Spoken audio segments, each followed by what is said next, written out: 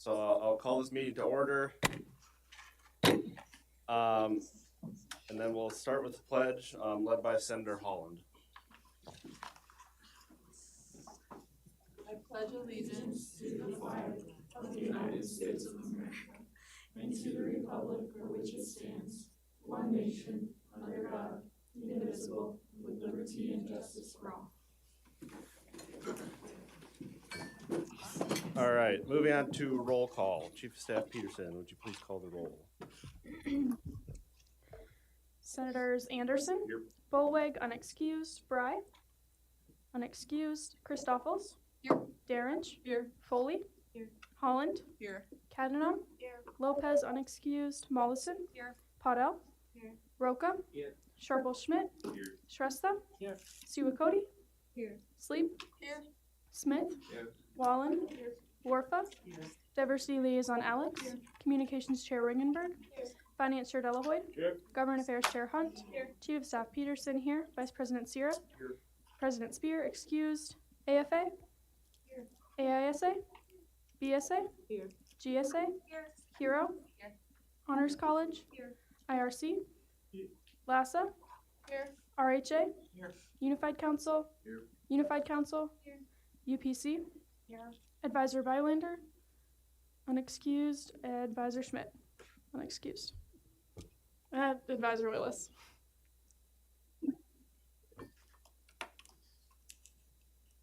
Perfect. Moving on to adoption of the agenda. Are there any additions or corrections to tonight's agenda?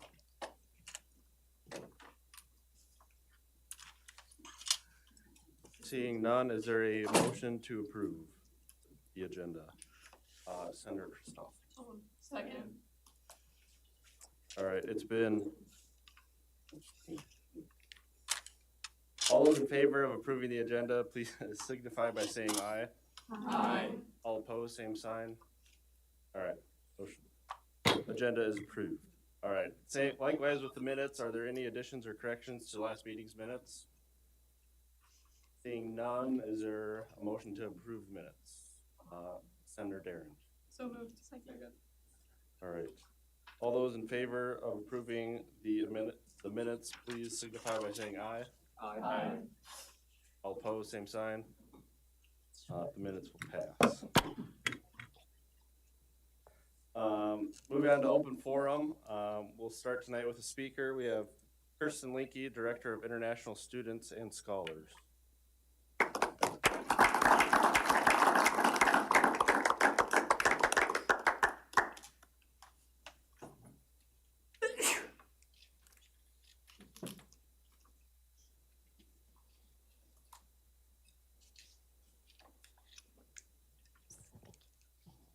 Good evening. It's a pleasure to be here this evening and happy to be able to talk about what we do in the Office of International Student and Scholar Engagement.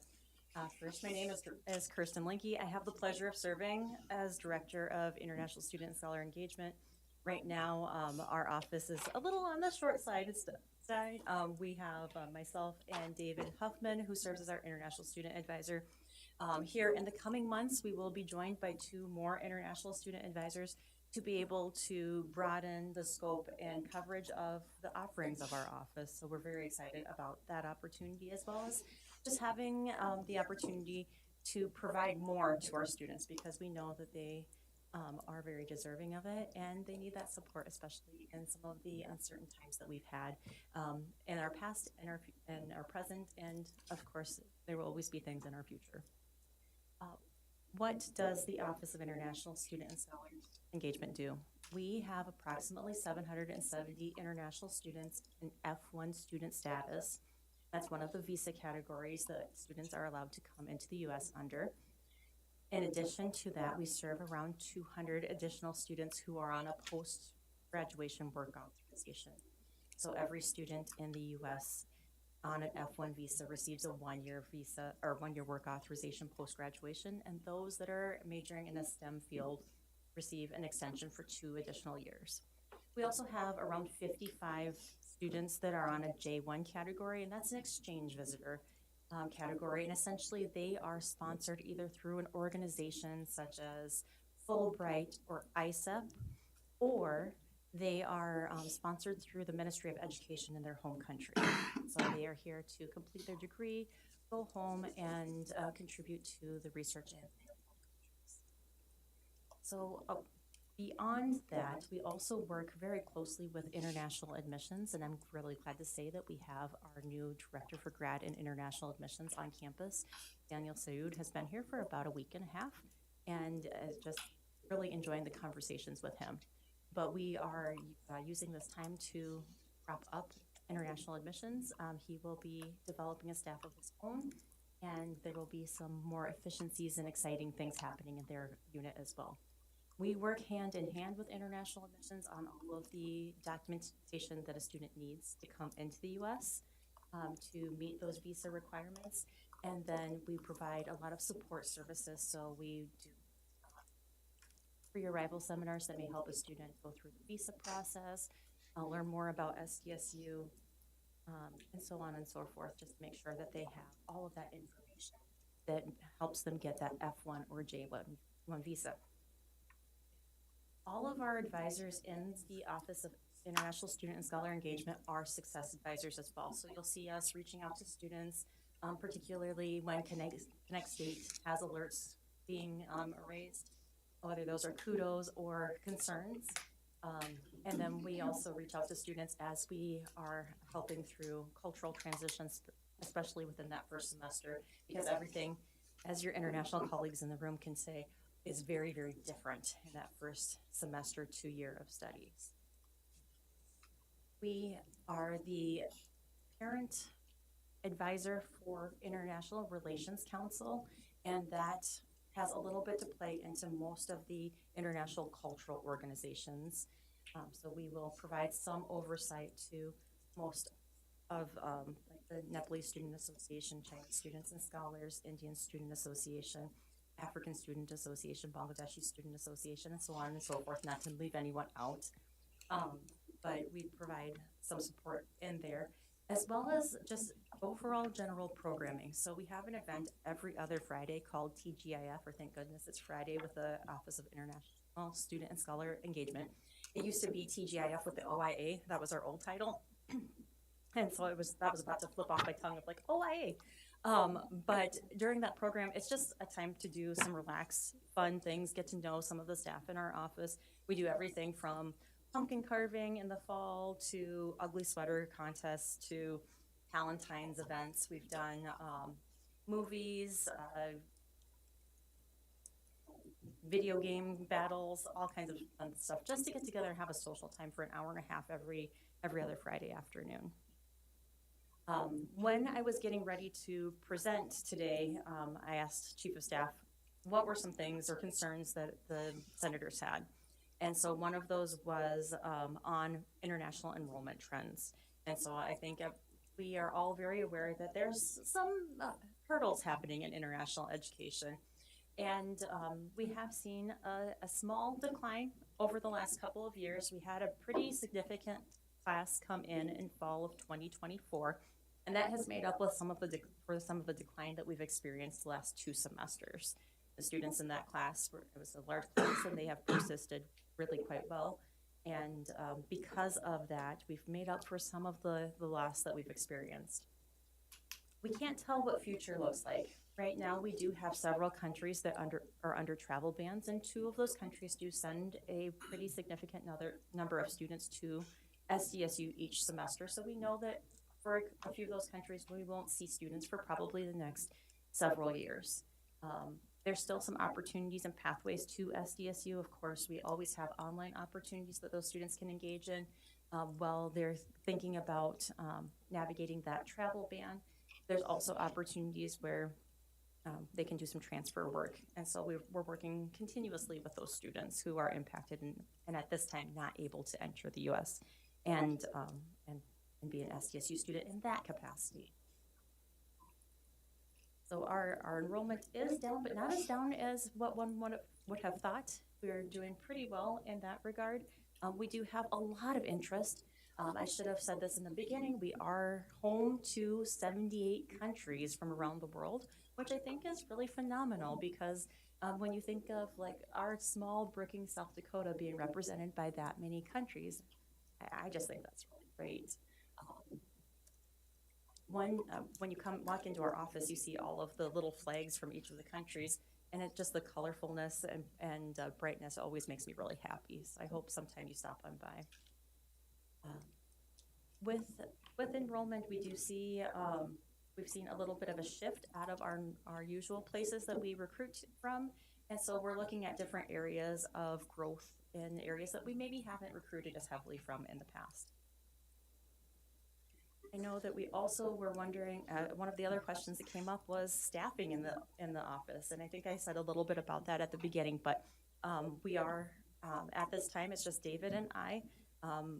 Positions are with HR, we're working through that process, and so I do really think that we'll have 2 new advisors in the office in the next couple of months. My hope is that we can have those individuals in by the end of May, first part of June, so that they can see what a full cycle in the office is before we can, and be able to give us some feedback, because new eyes give us the ability to look at what we're currently doing and help us develop efficiencies, new programs, all kinds of different ideas for students to be able to engage and have a really great experience here. I would be remiss if I didn't bring up that the Office of International Affairs that we were once part of was also home to Education Abroad.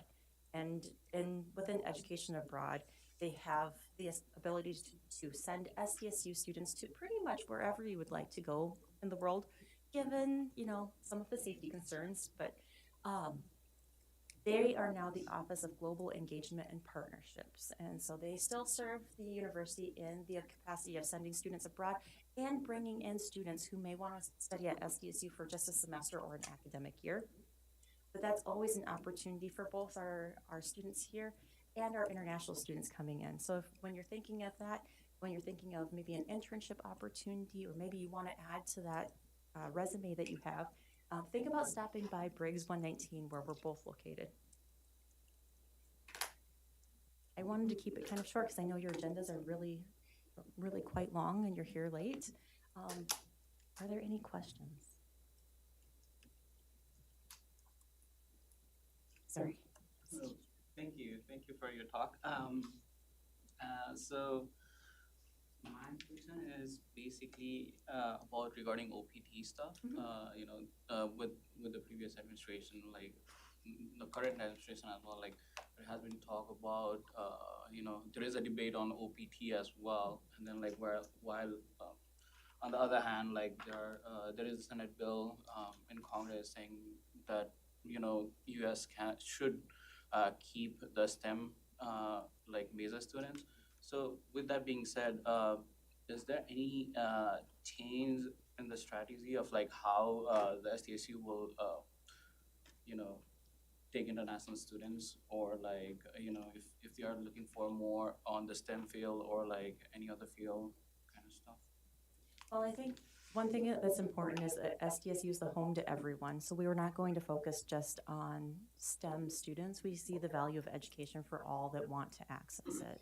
So for recruitment, yes, we're going to be taking a different look and lens, and that's part of Dr. Sayoud's new job as Director of Grad and International Admissions. He and his team will be developing a plan that's, I would say, a larger scope than what we've had the ability to do, specifically in the last 2.5 years, but even before that, because we just didn't have the recruiting staff that we will have with this new unit. I think, though, to address your concerns, so Senator Roca brought up OPT, that's optional practical training, and that's the work authorization students receive after graduation. I think, and this is my humble opinion, I don't think OPT or STEM OPT are going away. I think that there will always be some form of work authorization. Excuse me. I think there is the potential that there will be restrictions to those work authorizations, and that we will see what the federal government has to say and to bring up. But I think because of what OPT means to the American society and what the value that it has for so many corporations, I don't see that happening. But like I said, I could see them implementing some restrictions. We saw that with STEM OPT and previous administrations when we were really lucky. A few years ago, we went from a 17-month extension to a 24-month extension. With that luck and that extension, though, came new requirements and paperwork that we needed to all file, whether that was us as the Office of International Student and Scholar Engagement, the students, or the employers. So I can see things like that happening. Hi, Kristen. It's good to see you. I had a question, like, as an international student, I want to know, is there any service that the other student doesn't know what is happening in the international office that has been declined or not been in the top priority or not seen by the students that need to be? Do you have those things? I think because of some of the staffing, we've not been able to offer some of the programming that we have in the past. And one of the programs that I immediately think of is the Friendship Family Program. And when we think of that as a friendship family, we were thinking of it more as individuals, not necessarily families, but a means to pair international students with a family here in the Brookings community, not for home, like for a house to stay in or financial support, but that, hey, come learn American culture alongside us, and maybe in the meantime, you get to teach us about your culture and community as well. That's one of the things that I'm really looking forward to expanding and bringing back to our office, probably branded with a different name, because the idea of family sometimes makes people who are single or differently familied feel a little less inclined to participate. But I'm hoping that we can bring that program back. I saw a lot of value of it, and I think that would be really great. I also would like to invite everyone to TGIF on Friday afternoons at 3 to 4:30 in Briggs Library room 130. It's not just for international students, so if you want to come play games or hang out, please do, because while we advertise it through our listserv, we hang flyers in our office and around campus about it, and we really do want it to be an opportunity for everyone to get involved. Yes. First of all, I must commend you for the good work you are doing at the international office. I'm a beneficiary of your hard work, so thanks to that. But a follow-up question to Senator Rocker's question. I think in answering, you made mention that there may be some restrictions to OPT. So if a student receives an OPT denial, what are some of the immediate legal resources or immigration counsel that the university would provide to such a student to help reopen? It's a really good question. So to this date, and I'm going to knock on wood because we have it available to us. I've always told students OPT is like a 99.99% because I'm not the adjudicator. I can't say, oh yeah, you're going to get 100%. When denials happen, there's usually a paperwork problem there, or an adjudicator is looking at something not quite the way that it was intended. When those denials happen, there are a few means, and it kind of depends on where we're at in that OPT application cycle. So our F1 students in the room are aware, but after you graduate, you have a 60-day grace period, and during that grace period, you need to submit your OPT application either before then or 90 days ahead of your graduation date. If that denial comes after that 60-day grace period, then the only recourse is to file what's called a motion to reopen. And there's an application for that, and unfortunately, an application fee. And what you're telling USCIS is that there was an error that you believe it was on their part, and you want them to re-review your application and to assign that application to a officer other than the one that adjudicated it originally, because you want another set of eyes to look at the application. At that point, we can assist with that I-290B, but we like you to also meet with an immigration attorney, because oftentimes there's some deeper things that need to happen with that. And although we are experts in F1 and J1 statuses, immigration attorneys often have a different lens to look at things through, and so they may have suggestions on different documents or paperwork that you may want to look at. We always connect students with the American Immigration Lawyers Association, or AILA. The nice thing about the immigration law is it doesn't matter where you're licensed, you can practice in all 50 states. So if you are connected with one of our attorneys we keep on retainer with the university, even though he's in Virginia, you can still receive care from him, or you could be selecting someone here in South Dakota, Minnesota, wherever you may be. So oftentimes it is, come in, see David or I, let's look at that denial, let's see the reason why, and then let's look at where we are in the time frame when that OPT application is happening.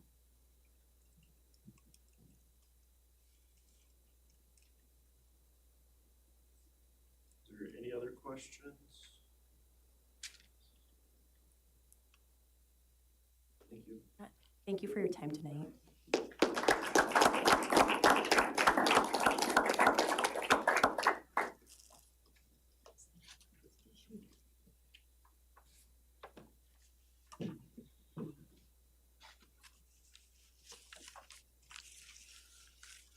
All right, we will now move on to open forum item B, public comments. Are there any members of the public that would like to address the Senate?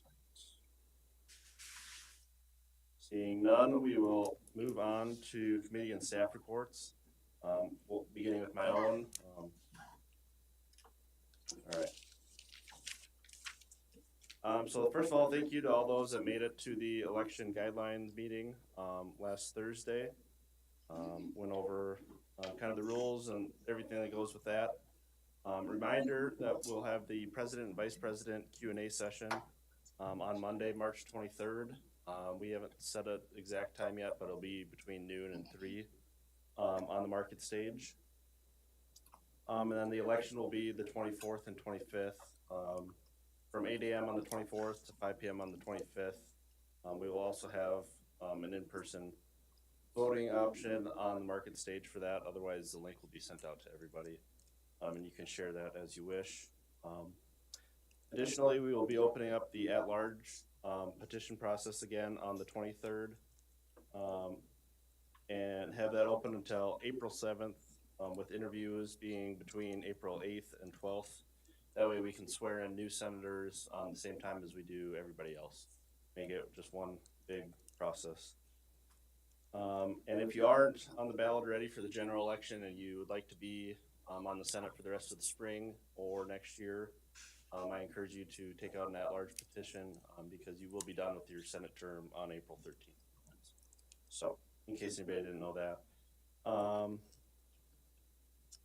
And yep, I'm currently working on creating the ballot with university staff. So that should be ready to roll for the 24th and 25th. That's all I have right now, so end report. And we will go with Chief of Staff Peters. I only have one thing to report tonight. I sent out an email about the graduation stole payment, and if you did not get that email and you wanted a stole, please let me know ASAP. I think I got everyone on there. But if you do not coordinate with me your payment before Friday, this Friday, you will not be getting a stole. So please make sure you do that. And end of report. Finance Chair Delahoy. So the proposed budgets are on today's agenda as an introduction item. We have two budgets this year, a contingency and a preferred budget. That is just pending the Board of Regents approval for the gap reallocation. So we'll go with the contingency budget if they do not approve our previously voted on gap reallocation that we submitted to them. But they are voting on both of those at the May Board of Regents meeting, so that's why we have to do both, because we will not know that back until then. Student orgs have all been emailed their allocation amounts along with the dispute process. For the dispute process, clubs have been invited to come today and on March 23rd to speak during public comments to the Senate about any grievances they have with the budget and their allocations. And then the final budget will be voted on at the March 23rd meetings when we get back from spring break by the Senate. After that, it'll go on to the UAFBC, then it'll go to Vice President Willis, then it'll go to President Dunn, then it goes to the Board of Regents to approve.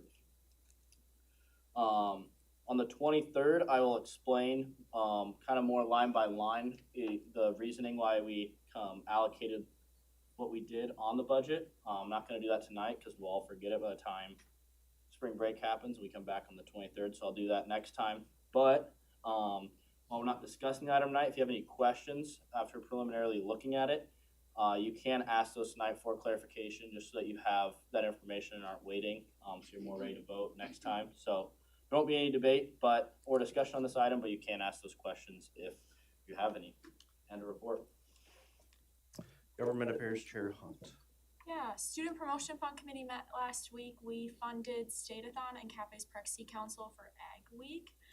Student Federation elections are coming up, so it would be for Executive Director, President, and Vice President of the Student Federation.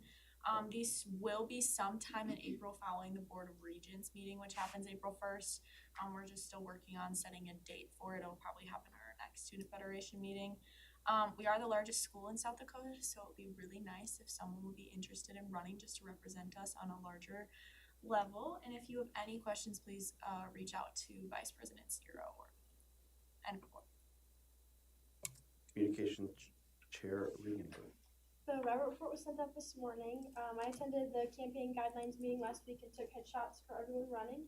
I'm also working on getting things set up for the election Q&A and voting with State Tech, and then I'll be attending Faculty Senate tomorrow. End of report. Perfect. Diversity Liaison Alex. The fall night is gonna be on the 22nd in the Performing Arts Center from 6 to 9 p.m. Student tickets are $15 and then general admission is $20.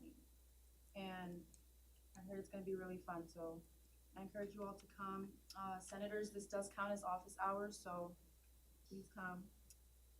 And then I'll be attending the Student Success Model Steering Committee this Friday, and I'll be reporting about it on our next meeting. End of report. Thank you. Moving on to ex officios, beginning with AFA. AISA. Our president, vice president, and Wachibi chair will be presenting Wachibi 101 tomorrow in the president and classroom at 3 to 4 p.m. And our Wachibi is 19 days away. And there will be an Indigenous fashion show on March 28th at 5:30 p.m. And this Thursday there'll be ASIC trivia. Thank you. BSA.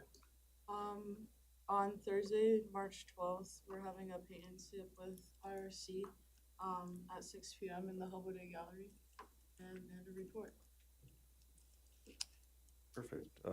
GSA. We have been putting posters up about our Marty's Closet donation. Basically where you can donate clothes to Marty's Closet, where people can get gender affirming clothes. And we plan to have those in, so then people grab their clothes over break and then put them in the bin. So we'll be putting out the Monday following break, and I also just prepping a regular meeting on Wednesday. The report.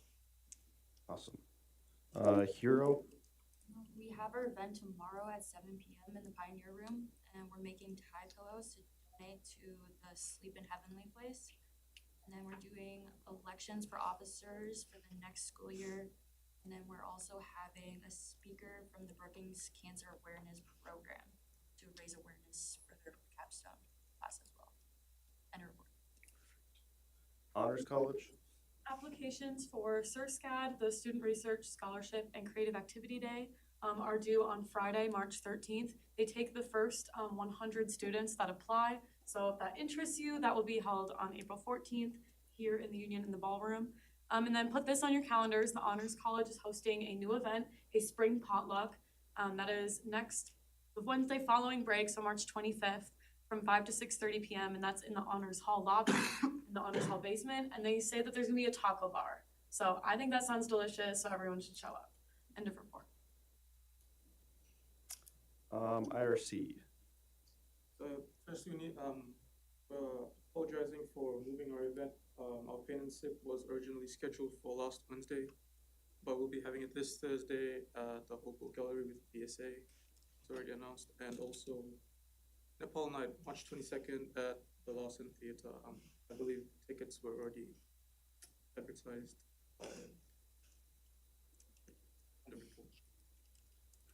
Perfect. LASA. We're having an event this week to, I guess our old members from last year coming in to give a presentation about where they're at now after graduating. And then we're gonna play a Kahoot with them. RHA. We began planning a Fall Olympics event that'll be coming up on March 27th, and then a potential Easter egg-ish event on April 1st. We also heard a funding request from the American Indian Student Association today and are providing funding to help with their upcoming achievement. Perfect. Unified Council. Last Wednesday, we had the Volsdorf Walder Awards presented by Order of Omega. So just to give a quick shout out to some people that won awards, the individual chapters. Sigma Phi Epsilon for outstanding academic achievement, Alpha Gamma Rho for outstanding new member education, Sigma Alpha Epsilon for outstanding risk management, and then Farmhouse with all the rest of them, outstanding chapter engagement, outstanding chapter involvement, outstanding service and philanthropy, and chapter of the year. So big congrats to Farmhouse and all the other chapters that won awards, and I think that's it, end report. Thank you. Unified Council. The sororities both also attended the Volsdorf Walder Awards. Alpha Psi Delta walked away with Best Chapter Recruitment and Retention, Sorority Woman of the Year, and Emerging Leader, and then Chi-O left with Best Chapter Management, or I guess Outstanding Management. With that, last week Chi Omega also had a very successful Wish Week. We're still waiting to hear on the total they raised, but still very successful nonetheless. Thank you. And UPC. Last Wednesday, we held Murder in the Mansion, and it was super successful, and everyone had a ton of fun at it. Tomorrow, we are having Petals and Pours in the Volsdorf Ballroom from 6:30 to 8:30, and it's basically a DIY candle making event, so you can design your own jar and pick your own scent to make your candle with.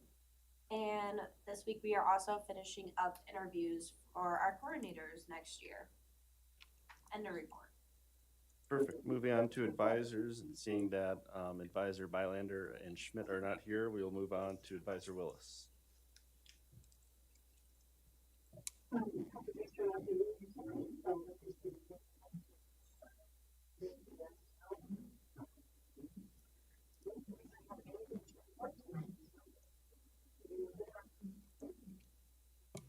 Thank you. Moving on to committee reports. Are there any committees that would like to report out tonight?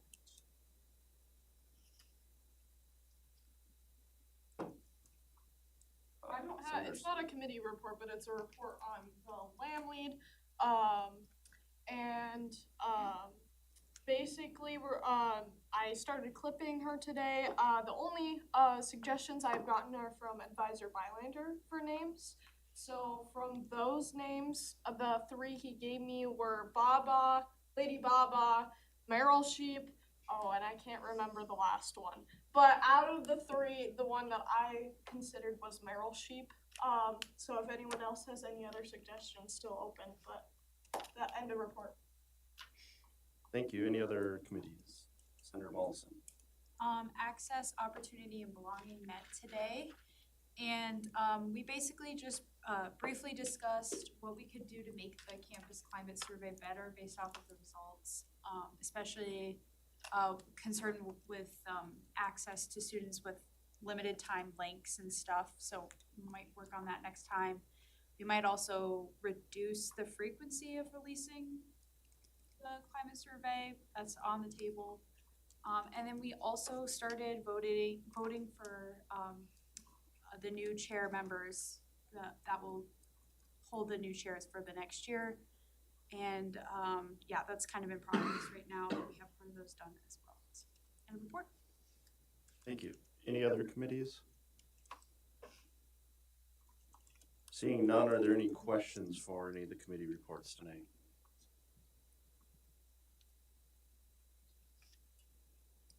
Seeing none, we will move on to unfinished business, and that seeing there's nothing there, we will move on to new business, beginning with item A, the general budget recommendation. Chief of Staff Peterson, will you please introduce the item? 3/4/2026. The Finance Committee voted and approved both a contingency and a preferred budget for fiscal year 27, which runs from July 1st, 2026 through June 30th, 2027. Two budgets were prepared this year pending the South Dakota Board of Regents approval of the proposed 2026 SDSU GAF reallocation. The first budget seen below is the contingency budget, where the Finance Committee funded a total of $388,985 out of the $389,620 available without the approved 2026 GAF reallocation. allocating $635 into the UAFBC reserves. SDSU and the South Dakota Board of Regents approved a 2-cent inflation increase for the Unit 3 budget for fiscal year 27.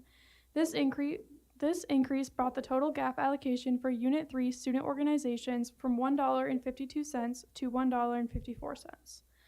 The preferred budget approved by the Finance Committee is to be used if the South Dakota Board of Regents approves SDSU's proposed 2026 gap reallocation, which gives an additional 18 cents to the Unit 3 student organization budgets. The preferred budget allocates additional money towards the speaker, new venture, and special allocation funds, using the full $435,160 allocation, allocating $0 into the UAFBC reserves. Any questions or concerns should be directed to Finance Chair Delahoyd. We will vote on this next week, but are there any questions, procedural or other questions as of right now? Perfect. Moving on to new business item B, a commemoration 25-6-C. Chief of Staff Peterson, would you please introduce this item? Commemoration 25-6-C. Title commemoration reads, the South Dakota State University Students Association celebrates the 250th anniversary of the United States. Prime sponsor includes Government Affairs Chair Hunt. Sponsors include President Spear, Vice President Sierra, Chief of Staff Peterson, Finance Chair Delahoyd, Communications Chair Ringenberg, Diversity Liaison Alex, Senators Bolweg and Derenge. Does anybody request that this item be read in full? Perfect. We'll vote on this next week. With that concludes our new business. Moving on to topics for future discussion. Is there any topics for future discussion? Seeing none, is there any announcements? Government Affairs Chair Hunt. Student Promotion Fund Committee will be meeting again on Wednesday. We will be in the Pioneer Room instead of the State Room. Perfect. Finance Chair Delahoyd. Finance Committee will meet this week. And then also, I really encourage all of you to read through that budget as we'll be voting on it right after spring break. And I encourage ex officios too. Look at it for the orgs in which you represent. I sent an email out to all of you. So if you're wanting to know the reasoning behind why you're allocated what you're allocated so far, you can, and you are welcome to discuss that when it comes to the table next meeting. Thank you. Senator Anderson. The Jackrabbits women basketball team defeated the Bison in the Summit League Championship Tournament this weekend. They're moving on to March Madness. Huge congratulations to seniors Brooklyn Meyer, Maddie Mathowitz, and Ellie Kolbeck. They lead the Jackrabbit Dynasty, four-peated the Summit League Championship. Go Jacks. Any other announcements? Seeing none, is there a motion to adjourn? Senator Derenge. So moved. All those in favor of adjourning, please signify by saying aye. Aye. All opposed? All right, meeting adjourned. It's off, but I was close. I'm trying to make it like bad. It's gotta be like 3 I'm hours. trying to just keep doing it. I'm not saying it's bad. I'm not lying. I'm figuring it out. It's like, well, it's like 2 hours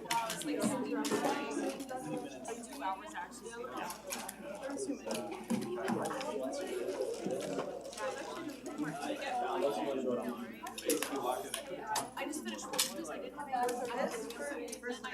I came, I was here. Like, It sounds like I'm looking at it. topics for discussion. I'm like, Yeah, right. Wait a minute.